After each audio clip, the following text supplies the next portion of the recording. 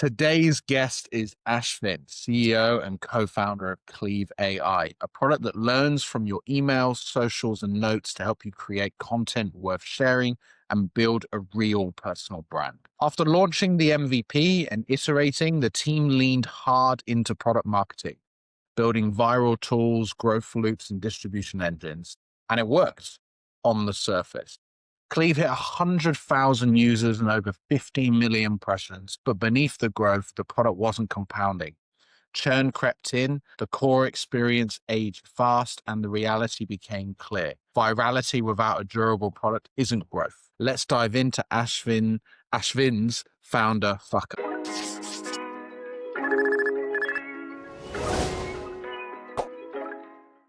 Welcome to the show. Hey, thanks so much for having me, Ben. Like, really excited for this one. Yeah, I appreciate it. Also, you spoke at one of our events. It's nice to be able to dive deeper into the fuck up. Yeah, actually. So what was the original vision for Cleave AI and how did the early MVP and iterations perform? So I think the vision hasn't really changed. We've always been about getting our fundamental belief is there's lots of really great people doing awesome things in the world, but not that many people are equipped with the skills to like really communicate the awesome stuff that they're doing. And whether that's through getting high performing posts on LinkedIn, TikTok, etc. I think we just want to make it a lot easier and more and for people to be able to tell their stories and to be able to tell all this awesome stuff that they're doing, right? In order to kind of like get more people, like more like other people to be able to discover their work and, they can create more impact that way. So I think in our earliest versions of Cleave, I think we had a hypothesis on what's the best way to help people with this. And for example, we had a product design, which is kind of like built around that. And then as your first guess is never really the right guess. So you make a guess, you show it to a bunch of people. Some people are like, oh my God, this is amazing. Others are like, okay, no, I don't really see value in this yet. It's still not quite solving my problem. So then you just kind of like, go through the iteration cycles and just kind of like keep improving or testing out different ways of solving that problem until you find something that really sticks. And I think in our space, because like we're like I guess we were quite ambitious with like the kinds of solutions that we wanted to put out there, because there were solutions in the market already, but we also wanted to do something different and try to push the boundaries of what exists. I guess that's kind of like where we tried things that are not conventional, like very different kinds of products that existed than what existed in the market. And I think that was an interesting journey of like experimentation, figuring that out. Time out, guys. Lots of you are watching. Lots of you are learning from the founder fuck ups that we've all gone through. But please do me one little teeny favor and subscribe so that we can keep growing the channel and get more great founders on. Back to the episode. Okay, cool. And I know that you got some early traction. Obviously, you did that viral campaign, which was your LinkedIn Rewind. That you were talking about on at a few events, and I know that kind of had some tremendous success for you. After some of that early traction, you shifted focus heavily towards that product marketing and the virality like you got with the Rewind. What made growth feel like the obvious priority at that stage?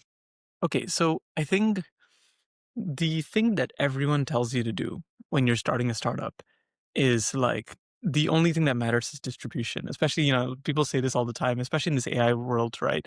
Everyone's like, anyone can build products. The only thing you need really is distribution, and you can figure out product later, right? So I think there is some level of truth to that, and I think all the things that we've achieved through all the various viral things that we've done over the last 2 years almost, actually, I think that has helped in getting the brand out there. And like, it's just a matter of time as well. When we figure out the right product that fits the market and stuff like that, then that's useful. But at the same time, I think looking back, I think it's still so important to like stay focused on building a great product fundamentally and like creating value fundamentally, right? There were so I think throughout the journey, we did like launch a bunch of different things. But yeah, I think if I were to go back, it would probably be more like focused on like staying true to product. And I think that's something that we've been doing a lot more this year, where we've been really doubling down on like, how do we make the best possible product in this space? And go really deep into the engineering of it. Yeah. But back then, you made growth felt like the obvious priority because that's kind of what everyone was telling you. That's kind of what the world said to you, from obviously Antler to your network to Mostly Twitter. Don't Kroger. trust people on Twitter. Okay. And obviously you focused, and I think one thing, the reason why a lot of people say distribution over product is because most of those people that build products, but they're not very good at distribution, because that's an incredibly hard thing to do. And so what you guys have proven is that you could crack distribution. Okay, you hadn't got a product, but you had cracked distribution. You could figure out how to get users, how to get customers. And so you just now work on the product because you can continuously do that. And so you hit massive numbers, right? 100,000 users really quickly. At the time, did you feel like you had cracked? Like, I'm saying you've cracked distribution, but at the time, did you feel like you had cracked distribution? So I think there's multiple layers to distribution, right? I mean, getting people to hear about you or try out some variation of your product and spend 5 minutes with you is one thing. Mm. Getting people to spend half an hour or an hour with you and really get to know the brand, the product, how it solves their problems and stuff like that, that's another thing, right? Mhm. So you can think about this in terms of like, so TikTok, right? If you post a bunch of TikToks, you can get like a few million impressions. Mm. But when you actually want that to become meaningful, how many true fans have you created through those Mm. posts? It might be a much smaller fraction of that. It might be 500, it might be 10,000, right? Maybe five. Yeah, yeah, it might be 5. And for especially on platforms like TikTok, it's a good example because like lots of people will just swipe, like they'll check out your video, it'll be cool, and then they'll just continue swiping. Like they wouldn't Yeah. actually even bother to look into your profile, see other stuff that you're doing and stuff Yeah. like that. So I think we've kind of realized that there's different kinds of layers to distribution. And I think we kind of have somewhat of an understanding of like what people want on social media and like how to get some level of attention on social media.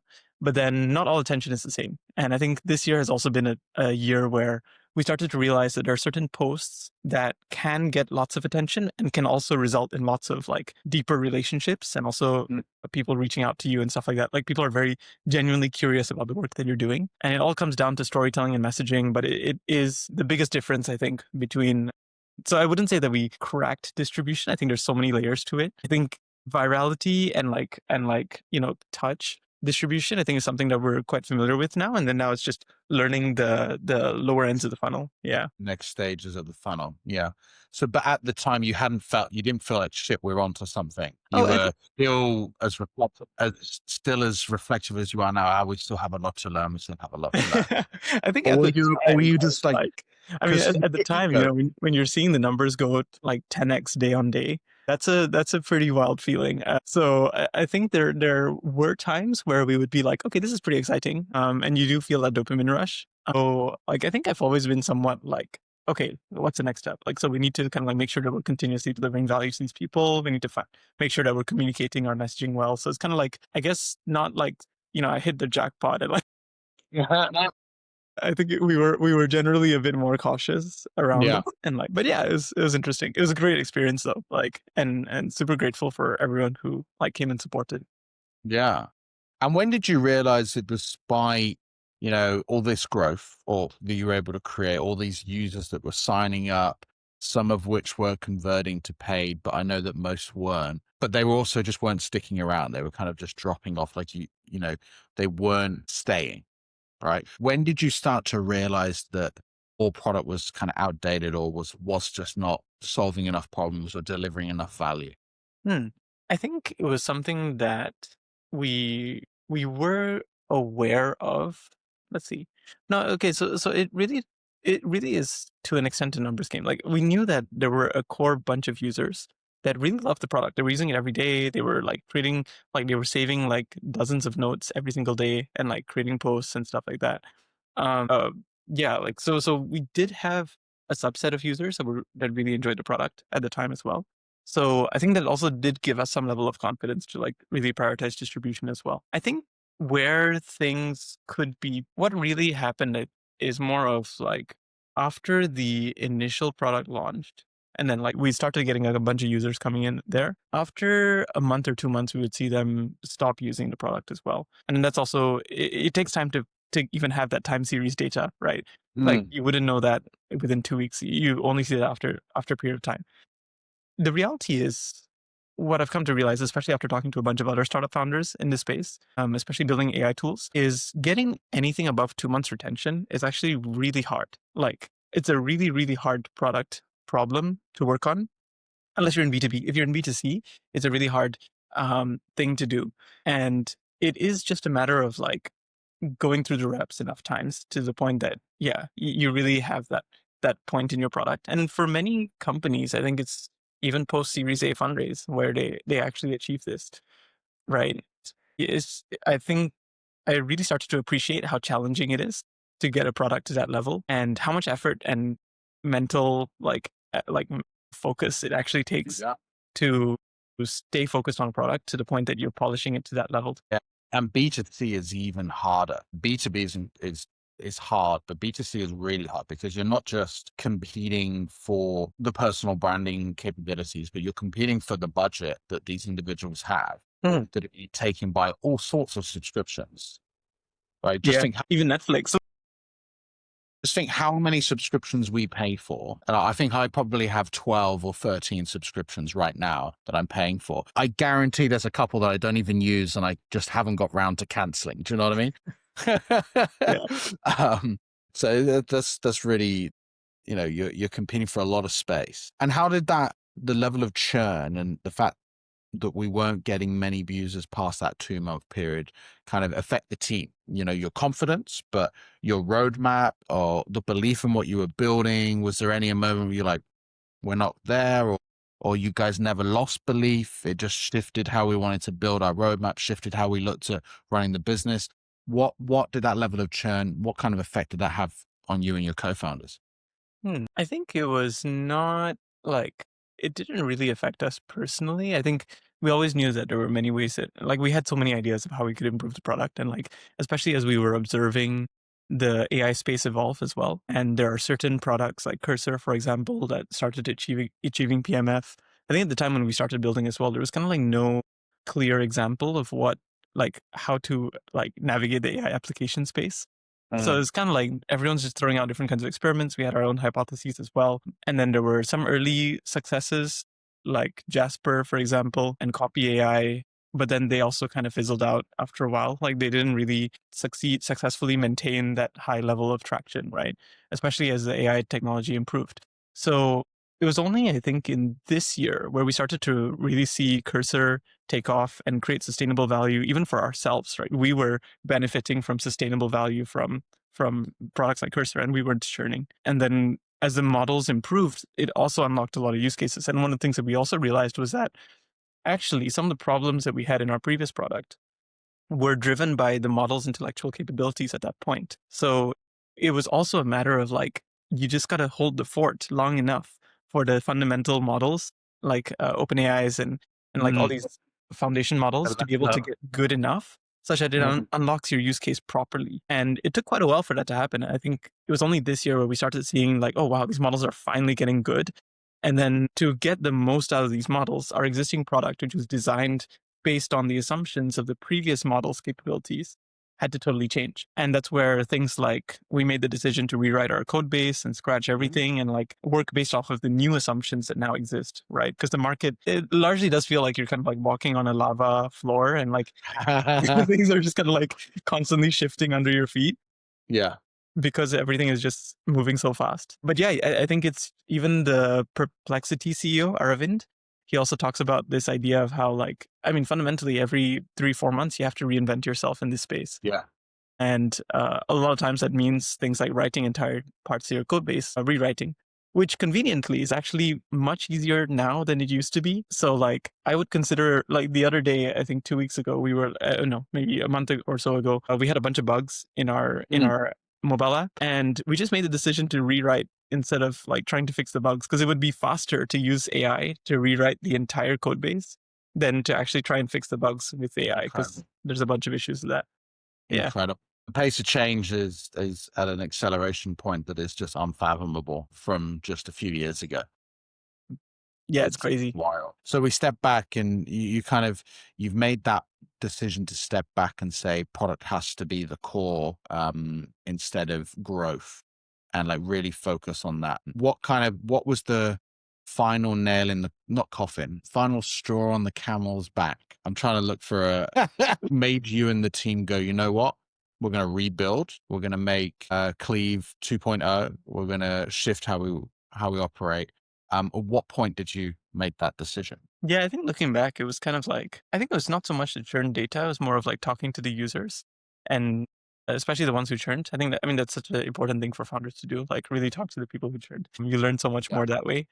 But yeah, like through that, I think we were starting to see where they were finding AI useful and like where it wasn't that useful. And certain hypotheses we had about what might be useful was also like, okay, not, I mean, it was cool. Like they would try it out for a few days, but then, and they'd be really excited about it for the first few days, but then it doesn't actually become something that you sustainably use. Yeah. And I think that's the case with lots of products. I mean, we like, you know, you and I as consumers, we're testing things all the time. You know, Yeah. there's a couple things that stick, a couple things that don't. So it's kind of like getting to know that. And I think when we started seeing that, okay, there are some fundamental assumptions that we made, which were not true, right? Like, for example, let's say content ideation was like the biggest problem. We initially thought that that would be like when you're coming up with ideas for all your posts on social media. So we built this like ideation engine and it would kind of like really analyze what's trending, sort of stuff like that to give a personalized content ideas. It sounds good on paper, but, and then people are super excited to try it out. But then after 2 or 3 days, it's kind of like they get too overwhelmed by lots of the ideas and stuff like that. And then Okay. a lot of times we realize that actually people have lots of ideas. They just need to document it. So then that was kind of like one of the fundamental assumptions where instead of being showing people ideas first, maybe the process should be more about documenting their thoughts. And then the thing that they really need help with is just taking their brain farts and turning it into like good stuff, like stuff that Yeah. they post. So I think it's those kinds of assumptions that you kind of like learn over time and realize that, okay, this initial assumption that you made is causing people to not find the product that useful. Then you got to just kind of like make that call, especially when it's enough people that don't find it useful. So I think Yeah. if it's 1 or 2, then I think that's just normal. It's like every product will have 1 or 2 people who just don't like it, no matter what, right? Yeah. Someone's always not going to be happy. But yeah, I think especially when we're talking to really target customers, like we know that they're the exact persona that we're building for, and they're not finding it useful, but they'd find this thing useful, right? And then we show them some examples of that, and we actually had people come into our office and like test out different products, even products that were not built by us, to see what were they feeling useful, right? And then I think that's where we started to really unlock, like, okay, this is the right path and direction that we should investigate. It sounds like you read The Lean Startup, which is an excellent book if you haven't already.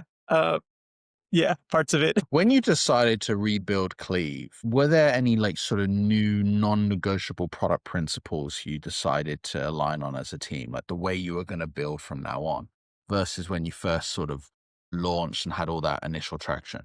I think the biggest non-negotiable was like, we are always going to be like super user obsessed.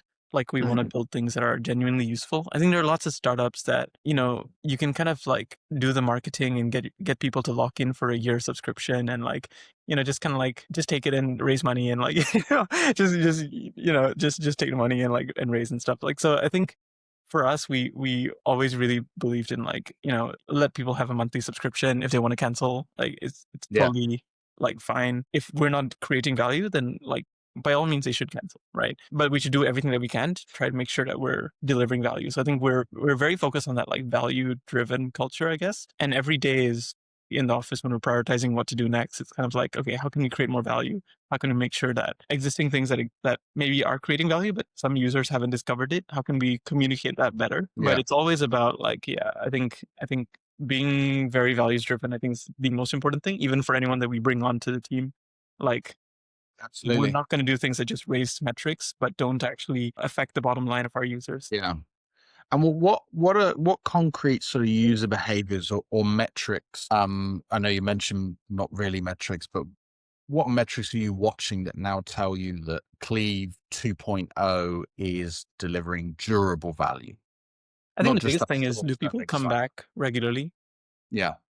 I mean, I think that's in general for most products. Like if you are, for us, we're looking at like a 4 to 8 week period minimum, just because like our experimentation cycles are about that period. But yeah, like are people regularly coming back to take down notes, drop down ideas, chat with the AI models and stuff like that. And then from our user interviews with those people, what are they finding useful? And is the core thing that we were innovating on, like that we were engineering and working on, do they see value in that? Like, are they kind of like able to understand that, oh yeah, this is the thing that's actually super helpful? Yeah. And if not, then like what is it, the thing that keeps them coming back, and then like Yeah. just try to make that super good. So sometimes it's like the prompt engineering in terms of the content. So like, when they're writing with Cleave versus with ChatGPT, with Claude, Mm. they just get content that, because it references all their past posts, it just sounds a lot more like them. And it feels like something that they're more like, it gets to the point that they're ready to post way faster. Mm. In other cases, it's actually the UX, like being able to have all your notes and like have the AI function as a thought partner. So different people have different use cases for it as well. But like, I think the thing that's like the thing that makes people stick is different.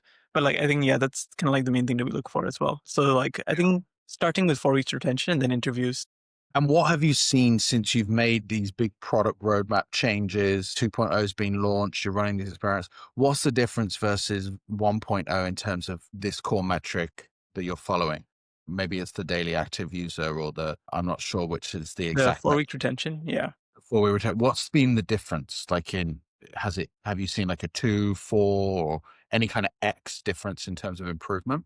Yeah, I think it's at least a 2x, 2x actually. But yeah, like loads more people just kind of like chatting with it a lot more, and then like being able to get to that value proposition way faster. I think in general, yeah, like, yeah. Okay. And for founders who are, as a lesson to other founders, for founders who are building sort of these global AI products today, what do you think is the right balance between growth, virality, and product, and what should come first based on your experience? Yeah, I think it is a good idea to keep growth active throughout the product process. So like, even when we were in the trenches and like really trying to figure out like what's the next thing, like what's the right thing to build at this stage, right? We're still kind of like keeping community going, keeping people updated about what's going on, just like having those posts and stuff keep going out. I think it's so important because like ultimately the most important thing that we have is not really the 100,000 users or the 25,000 users. It's that 100 people, that 100 core Fans. people. Yeah, Mm. yeah, yeah. And I think it's, you want to keep them updated, right? And especially the early believers who actually even like paid for the product in its earliest days when it's like super messy and stuff, but they believed in you for a reason, and like they believed in the vision of what the product could achieve. Um, so I think it's always important to just like keep things updated and at least do the bare minimum in the growth stage, regardless of like where you are in product. Then I think that there are phases where, having a 70%, 80% product focus. Honestly, I think with AI and like in general, I think a lot more people, 70, 80% product focused moving forward, just because growth is a lot more outsourceable now with tools like Cleave and others. So our ideal of the world actually in about 1 to 2 years is that, all of us will just be focusing on the core value that we create, and growth and distribution and storytelling, and variations of this. Yes, we will have some people who are focused on that, but I think the core focus of a lot of companies actually will be making great things that are really world class, right? So, but yeah, I do think that First there time are I've heard that. phases. First time I've heard that. So this is going to be interesting to see. I'm not quite in agreement with you that uh, growth will not still be like a distribution will not still be taking 70, 80% of people's focus. But I hope to be checked. I hope that your prediction comes right. Awesome. I really appreciate you coming on and sharing your story, Ashvin. And how do people find you? How do people get to try out Cleave, Yeah, your chat? so it's Ashvin Praveen on LinkedIn and Instagram. And for Cleave, you can just check out cleve.ai. So that's CLEVE.ai. And yeah, there's a free tier. We're also doing the LinkedIn Unwrapped right now, like the LinkedIn Wrapped campaign again. So you'll be able to kind of like get your LinkedIn summary for the year for free. Yeah, thanks again for having me. No, you're welcome. I'm definitely going to do the wraps or unwraps when it is live. Thanks for coming on. All right.